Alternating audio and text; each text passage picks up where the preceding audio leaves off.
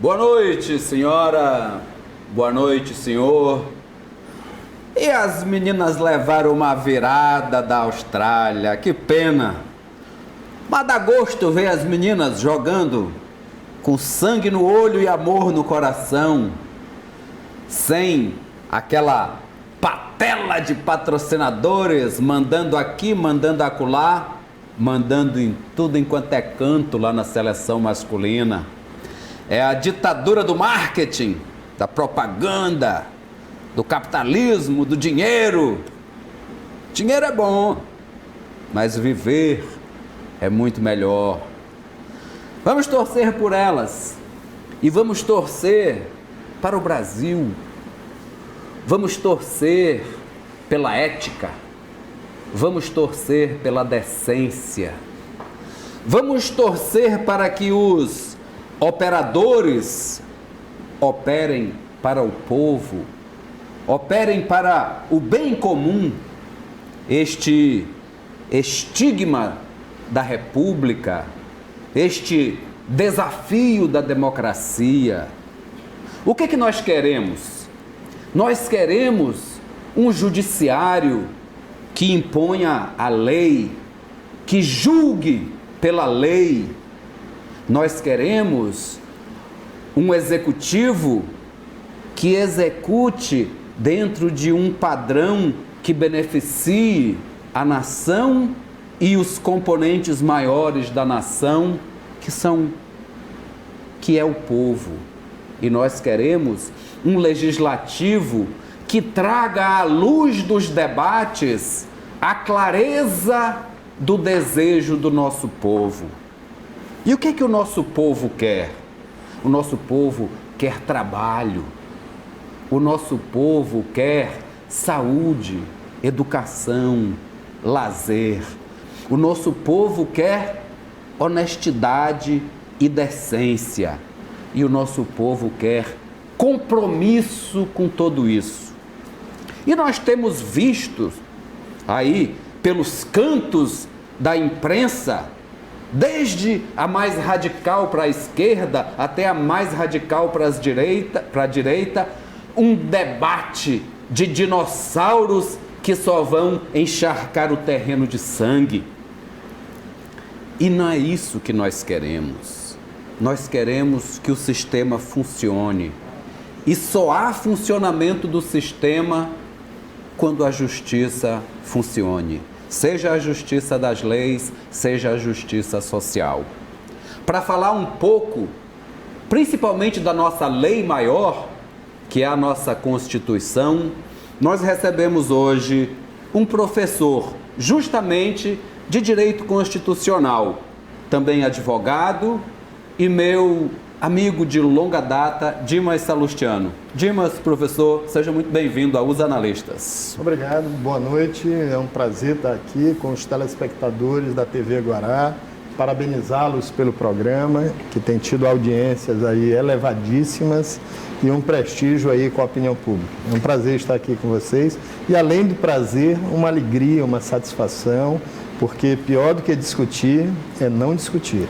Isso aí, obrigado, professor. Natanael, e os vazamentos não param, né? Cada dia sai mais coisa, mais conversinha entre Judiciário e Ministério Público. Pois é, e o que mais me chamou a atenção, eu te falei ontem no final do programa, Geraldo, sobre o Telegram, o aplicativo, que é um programa, um aplicativo feito justamente para ter conversas sigilosas. É russo, sabia? São criptografadas. E o Telegram se manifestou que não há indício de vazamento, de hacker, de ataque de hacker. Então, assim, alguém vazou.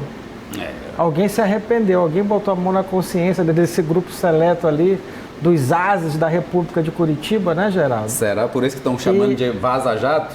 E começou a vazar o que de fato aconteceu, porque ficou claro, né? O que não está claro é o que vai acontecer, né? Não, e a frasezinha do Moro, né? Em Fux, we trust, nós confiamos, né? Pô. Pegou mal para o ministro, né? Se for verdadeiro, então. Mas, professor, à luz do direito, da nossa lei maior e das nossas leis complementares, o que há, independente da nossa orientação partidária, da nossa ideologia, O que há de complicador, de fato, perante a lei, de todos esses vazamentos, desse relacionamento entre o ex-juiz Moro com o Ministério Público? Há, de fato, alguma coisa a se preocupar? Nós estamos num momento onde os teóricos da ciência política e da sociologia, e, diga-se de passagem, o direito constitucional está muito perto da política, é o território do direito, o ramo do direito, mas perto da política, é da chamada era da pós-verdade, onde são emitidos juízos, há uma proliferação de certas notícias, certas afirmações, e elas se estabelecem sem que a gente leia os processos, sem que a gente se paute pela lei, sem que a gente faça uma apreciação que é fundamental no Estado democrático de direito pela Constituição da República, que temos que reiterar, é a lei das leis, é a lex magna, é a lex fundamentalis, ou seja, é a lei fundamental de todo o ordenamento jurídico. É fundamento e limite de todos os outros atos normativos e todas as posições pautadas na legalidade. Qualquer ato normativo ou posição de uma autoridade da República que se revele incongruente com a Constituição da República são inválidos. E não adianta ter o argumento de autoridade, fulano de tal fez isso, é autoridade disto ou daquilo. Só queria, mais uma vez, dizer do debate importante da posição, do ponto de partida dos juristas, dos operadores do ordenamento jurídico, dos operadores da lei, dos operadores do direito e dos jornalistas. Os operadores do direito estão pautados em argumentos vindos da licitude, da legalidade dos atos. Os jornalistas têm, inclusive, o dever de preservar suas fontes. E isso está protegido constitucionalmente. Então, o jornalista ele tem a autoridade de, independentemente de onde partiu, de onde veio, a publicidade. Tem se falado muito do Milor Fernandes ultimamente, né? Na realidade, os jornalistas têm uma posição, que é a oposição. Qualquer que seja este ou aquele que esteja no poder. Nixon era a maior autoridade da democracia americana. No acúmulo das informações do Watergate e célere o processo para o impeachment, ele renunciou. Ou seja, nas democracias ninguém está acima da lei. E nós ainda teimamos em ser uma república tupiniquim.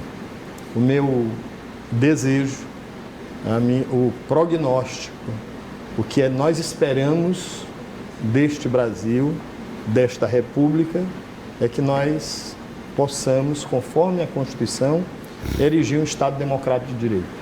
E os fins não justificam os meios. Todos nós queremos um país correto, honesto, probo. Portanto, a Lava Jato é consequência deste juízo. Uma operação, né, que parece que não tem fim, né? Teve começo, tem meio e parece que não tem fim. Toda investigação tem que ter começo, meio e fim, se produz as provas e outras investigações virão. Dimas, né? Você falou isso, fez a relação perfeita com a imprensa, a gente já discutiu isso aqui, Geraldo.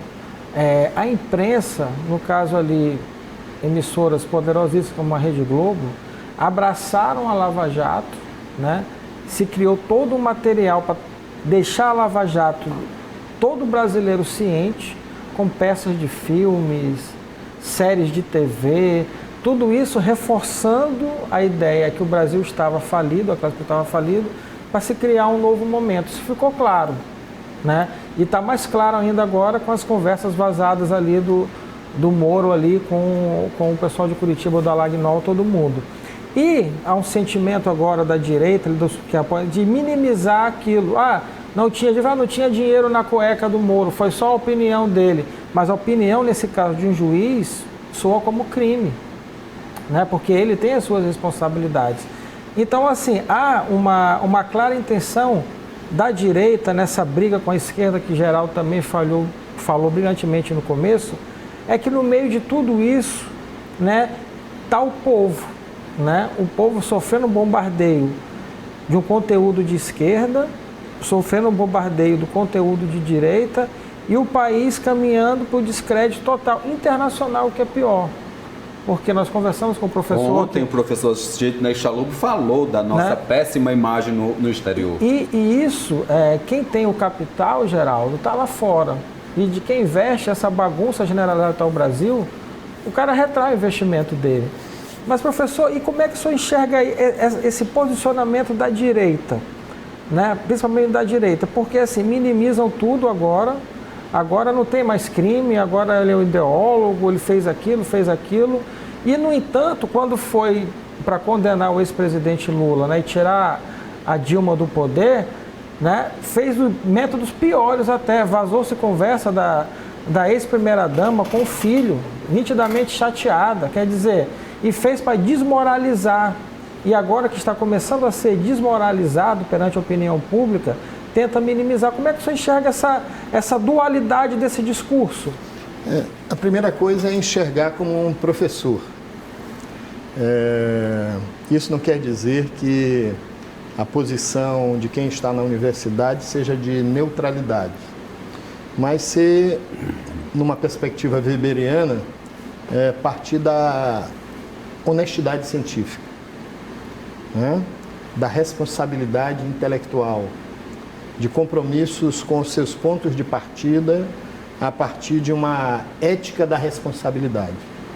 E nessa perspectiva, eu só posso, ao responder sua pergunta, de um lado, ter os olhos postos em teorias que não vêm da minha concepção, não vêm das minhas formulações, mas eu queria pelo menos lembrar 3 obras, uma não tão recente, de Norberto Bobbio, chamada Direita e Esquerda, em italiano Destra e Sinistra, que na realidade faz sob um ponto de vista analítico, quando há os extremos, no caso uma extrema esquerda e uma extrema direita, a dificuldade do consenso é extrema, é difícil, é complicado. E nessa perspectiva, nós teríamos que ter um pacto republicano, um pacto da nação brasileira, exatamente que ninguém está acima da lei. Jamais o presidente da República, nem o ministro da Justiça, que na realidade,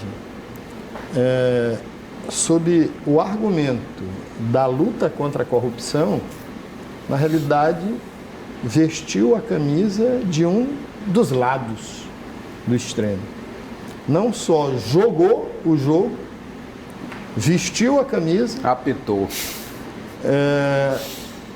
apitou o término do jogo e, ao concluir parte do jogo, vestiu a camisa do time para quem ele torceu e foi partidário.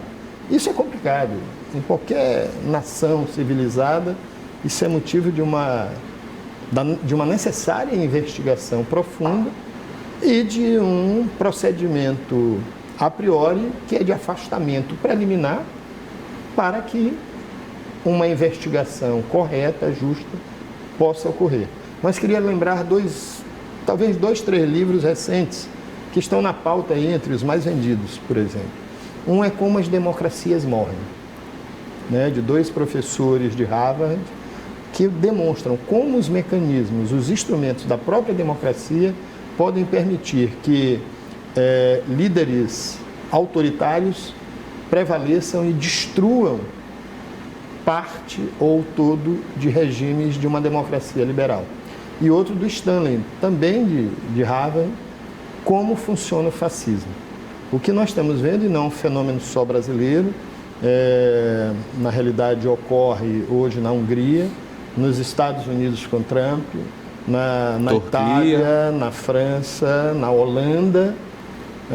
Pela primeira vez o partido nazi-fascista tem assento no parlamento alemão, que era impensável há 10 anos atrás.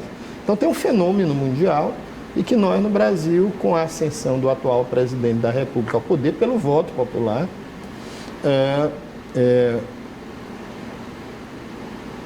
traz esses complicadores para a democracia liberal. Então eu poderia lhe responder que nós deveríamos ter mais critérios. Está faltando critérios. Pois é, secretário, para encerrar, eu pedi uma pergunta rápida, eu vou perguntar para você também, Geraldo. Eu? O assassinato do músico lá no Rio, né? E a postura do governo, porque assim, se é uma postura de governo, quando libera, né, os militares envolvidos, né, no crime e adota uma postura até de arquivamento de processo, pode ser considerado uma atitude fascista? Autoritária? Veja bem, nós teríamos que conhecer Os autos do processo, mas assim, pelo que foi divulgado, a prisão preventiva deveria prevalecer neste caso. Eu não sou a favor da prisão preventiva como antecipação da pena. Eu acho que se a pessoa, qualquer um de nós, se coloca à disposição da autoridade policial, dos órgãos de investigação, para qualquer momento ir dar seu depoimento, não tem por que ter prisão preventiva, não tem porquê. Na realidade, a prisão preventiva vira uma antecipação da pena, vira uma satisfação para a opinião pública, vira um... Eu me lembrei agora de um autor francês, Guy Debord, né, um anarquista, né, sobre a sociedade do espetáculo. Tudo vive um espetáculo. A imprensa fica sabendo antes do acusado para vê-lo algemado e mostrar... Guy Debord está voltando. Esse livro é do final da década de 60 e está sendo retomado 69. Agora. Guy Muito Debord, bem lembrado. Né, a sociedade do espetáculo, nós vemos tudo vira um espetáculo. Né?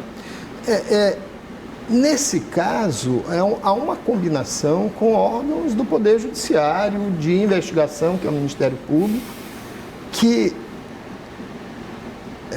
o necessário seria manter nessa situação, para uma melhor investigação dos fatos, porque foi tiro demais, né?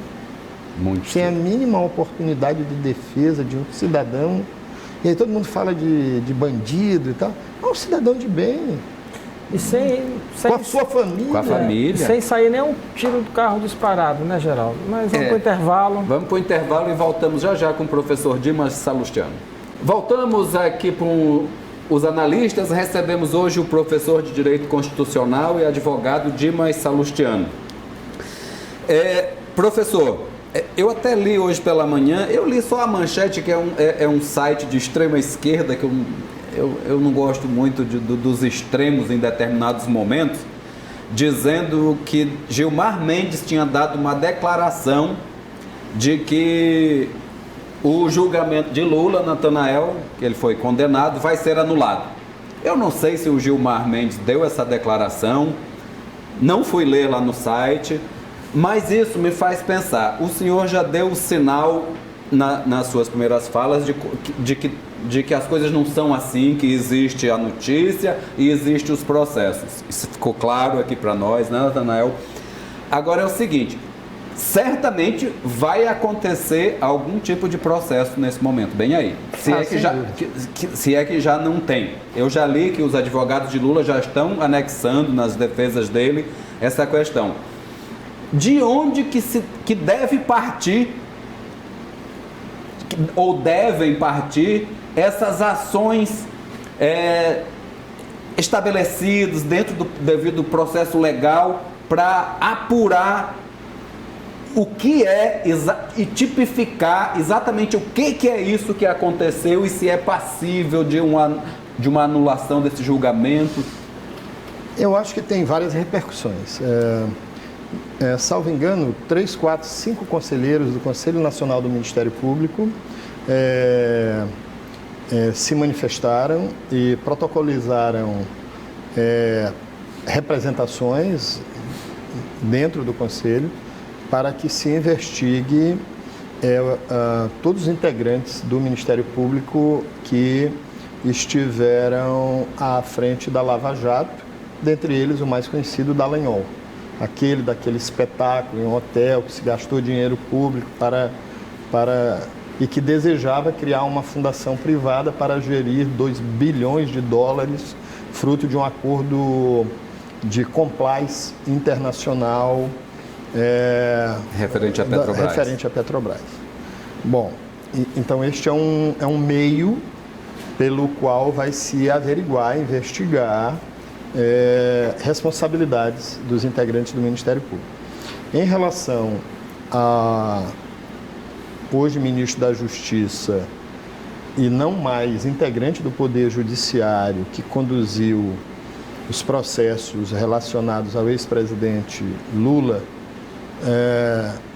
Sérgio Moro, não mais poderá ser o Conselho Nacional da Magistratura, né? Isso, o Conselho já até emitiu essa nota ontem, de Justiça, né? Já disse que não é mais com ele. Porque não é mais competente, ele deixou de ser. Não é mais juiz. Agora, tem efeitos e repercussões em todos os processos judiciais conduzidos por esse juiz federal, à época, lá em Curitiba. Eu posso falar assim um pouco. Não é a situação para eu estar falando do meu currículo, mas eu fiz um mestrado em Direito Constitucional na Universidade Federal do Paraná. E, coincidentemente, o professor, à época, Luiz Edson Fachin, hoje ministro supremo, era o coordenador do programa de mestrado e doutorado, do programa de pós-graduação de mestrado e doutorado. O ministro Félix Fischer, hoje, e engraçado... TRF4, né? O ministro é do STJ, TRF4, o Moro, formou na Federal do Paraná. Eu fazia o mestrado, ele tinha terminado a graduação e tudo, tinha passado no concurso para juiz federal. Ele veio para o direito constitucional, depois de umas idas para os Estados Unidos, foi para o direito criminal, foi para a esfera penal. Mas, engraçado, todos viraram preventos para as questões da Lava Jato. Luiz Edson Fachin, de Curitiba, o ministro Félix Fischer, do STJ, de Curitiba, veio para a magistratura como integrante do Ministério Público, ministro Félix Fischer. E o que eu digo é que são muitas coincidências, né? São muitas coincidências. E o Moro praticamente não teve nenhuma dificuldade, nenhum obstáculo. Teve uma avenida larga para que suas decisões prevalecessem e permanecessem, até de uma forma mais gravosa, como o TRF4 em relação ao caso do Lula. E é engraçado, porque não é muito minha área, mas os constitucionalistas foram chamados por crime, né, para falar nas questões de processo penal e direito penal. O Sérgio Moro dá uma sentença em que o ex-presidente Lula é condenado, salvo engano, a 8 anos de prisão, no regime fechado. O Tribunal Regional Federal da 4ª Região eleva essa pena para 12 anos e mais um pouco. O STJ reduz essa pena. Ou seja, deveria ter uma certa dosimetria da pena e isso serve, como eu digo para os meus alunos de direito, que nós, por mais que eu esteja aqui nessa posição de falar sobre questões jurídicas, legais, nós não estamos diante da verdade. Eu não vi aqui dar a receita, a fórmula, porque se fosse assim, toda a decisão do Supremo Tribunal Federal seria tomada por 11 votos a 0, mas não é. São tomadas por 6 votos a 5. 5 votos a 4, 4 votos a 3, nas turmas por 3 votos a 2 e até em habeas corpus para conceder a liberdade tomadas pelo empate. 2 votos a 2 beneficiam o acusado e podem colocá-lo em liberdade. Então tem decisões do Supremo Tribunal Federal tomadas pelo empate, por 2 votos a 2, que se considera aí o valor jurídico maior, a liberdade. Então, nós não estamos diante da verdade, mas causa espanto e espécie esse fervor da punição, né? E em nome do combate à corrupção parece que se podia tudo. E é uma investigação que não tem fim. Né? Isso é ruim. E ficou claro, né, assim, independente, né, dos crimes que Lula cometeu, que eu avalio que o maior crime que ele cometeu, né, uma avaliação minha, foi ter se aliado com o PMDB em 2006, Geraldo, depois daquela confusão todinha do mensalão, teve que se render ali a chamada velha política, né, oligarca, que dominava ali o Congresso, o Senado. Para mim isso é um crime irreparável, um crime contra o povo até que acreditou nele. Mas quando se fala no processo, né, o que se vê, Geraldo, é uma coisa assim, injusta. Por quê? Porque não teve tempo, a celeridade, né? Se lembrar o caso do Eduardo Cunha atuando fortemente por impeachment, né? O próprio Supremo atrasando, inclusive, o julgamento dele para dar tempo de ele terminar o serviço no Congresso. Né, o ex-presidente Temer, que tanto se falou que não, assim que ele terminar o mandato, ele vai ser julgado pelos crimes. Aí, ou seja, ele termina a imunidade dele, é preso, é solto, é preso, é solto. Né? E o ex-presidente Lula, que está lá, continua, né? Tiraram ele da disputa eleitoral, e mesmo ele dentro da cadeia, né? Ainda durante a disputa, com o crescimento do Haddad ali na reta final, vazaram, no mesmo, né, a galera ali, Moro e a turma de Curitiba, vazaram o depoimento do Palocci, o quê? Para atrapalhar o processo eleitoral. Então, assim, é um claro abuso de poder político, né? E não vou falar econômico ali porque, né, não está relacionado, mas claro abuso de poder político, Geraldo. E assim, e ninguém faz nada na cara da nação. O presidente, quando vai para a televisão numa coletiva, quando é perguntado, encerra a coletiva e vira as costas. Assim, isso para mim é uma atitude fascista, né, de não responder à população.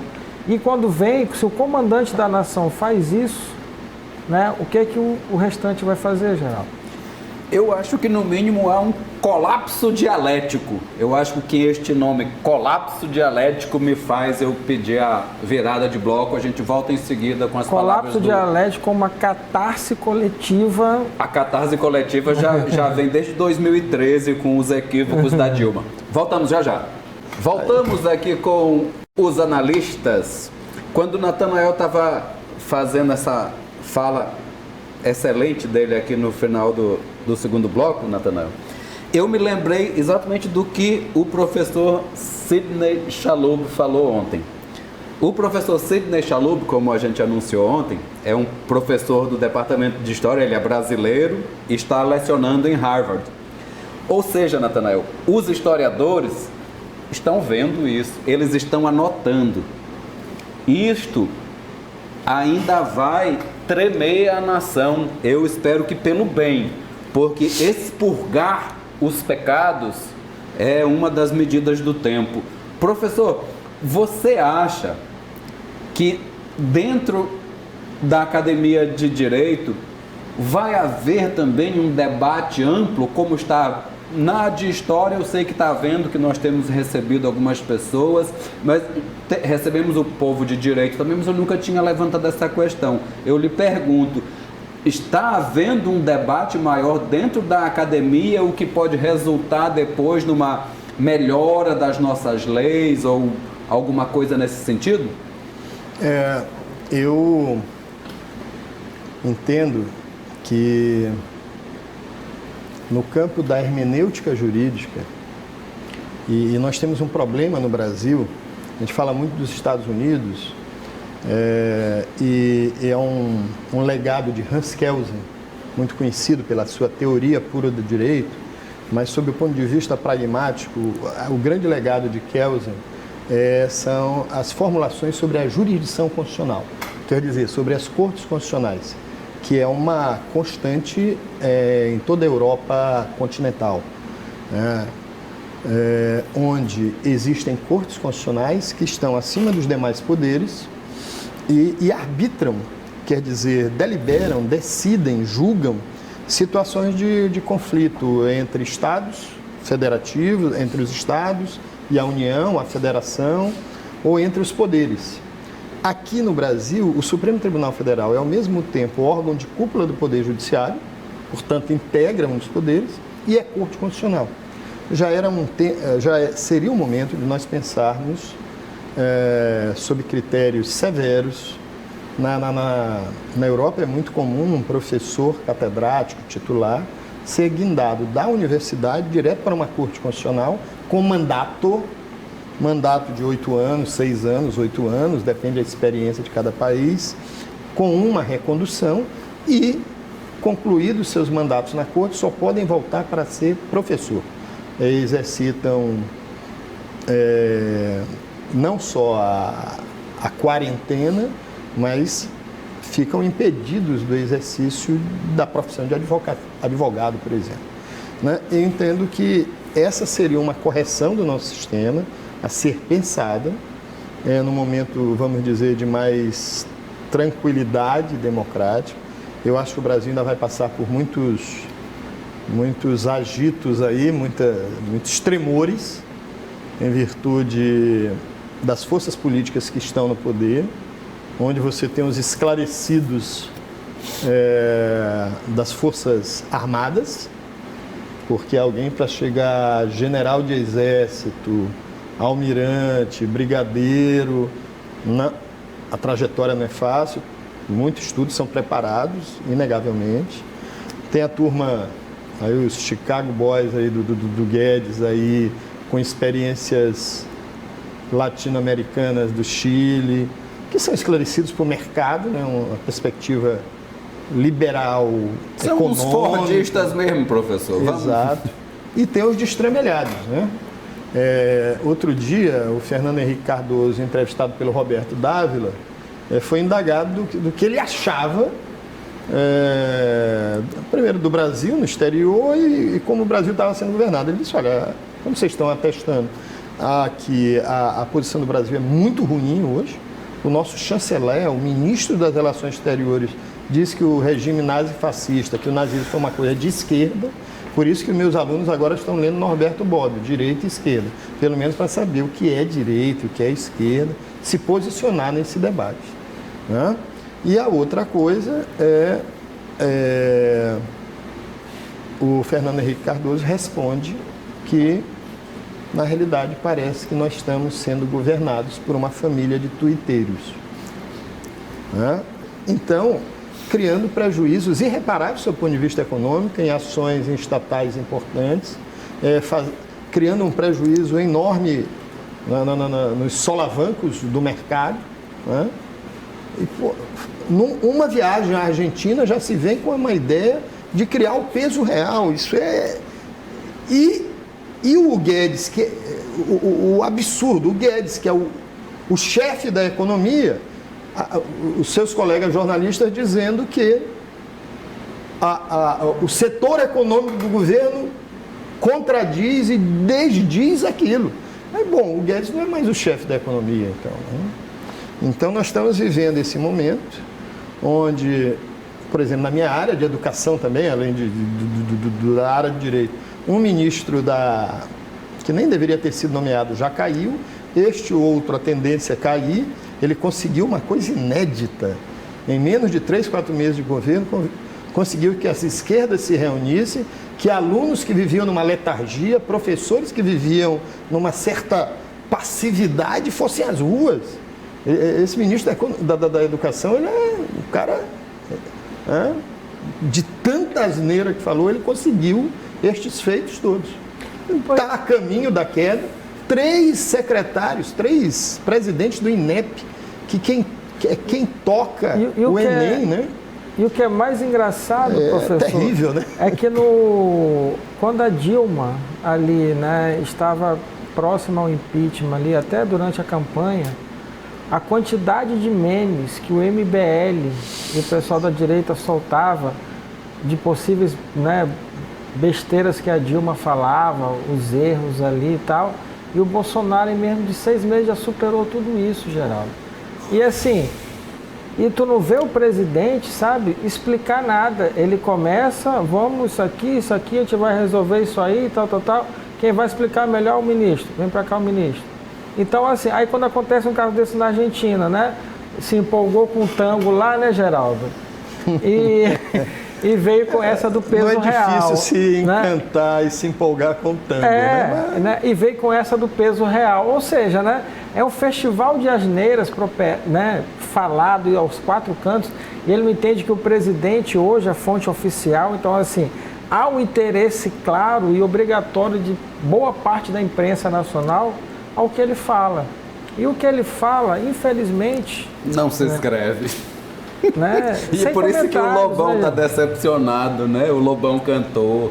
Já perdeu a linha de frente dele no Congresso, que é o grande Alexandre Frota. Daqui uns dias o Mago vaza também, né? O Olavo de Carvalho. Mas vamos brincar de bloqueia ou compartilha?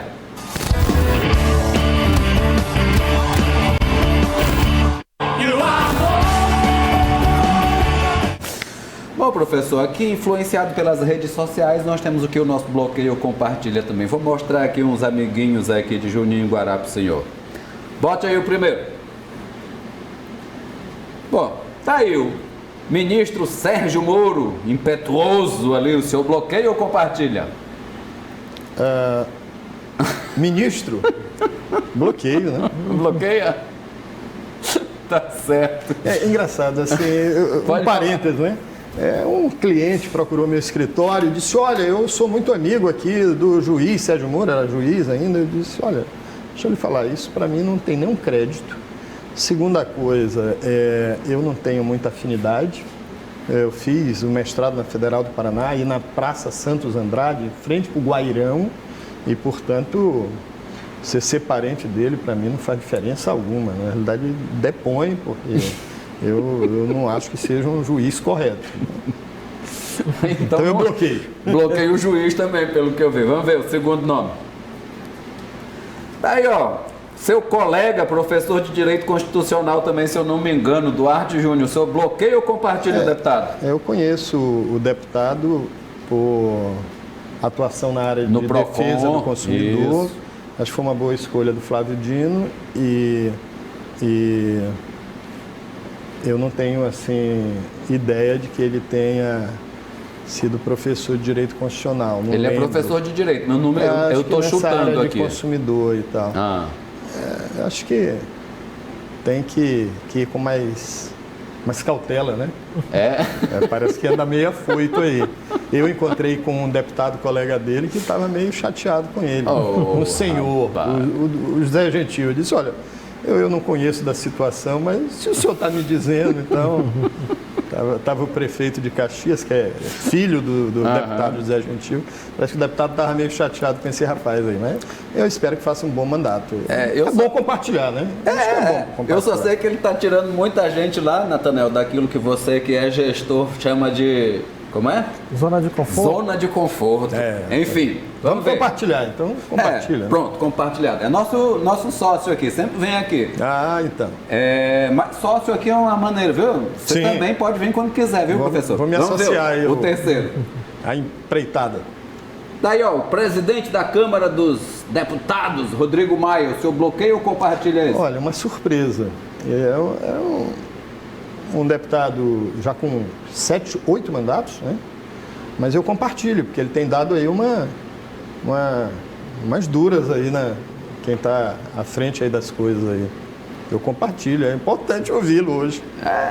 Viu, Nathanael? Essa foi boa. Cadê? Quem foi que Nathanael botou por último aí? Mais uma deputada federal e sua colega também, professora de Direito, Janaína Pascoal. Hoje deputada. Hoje deputada. Mais votada do país de todos os tempos.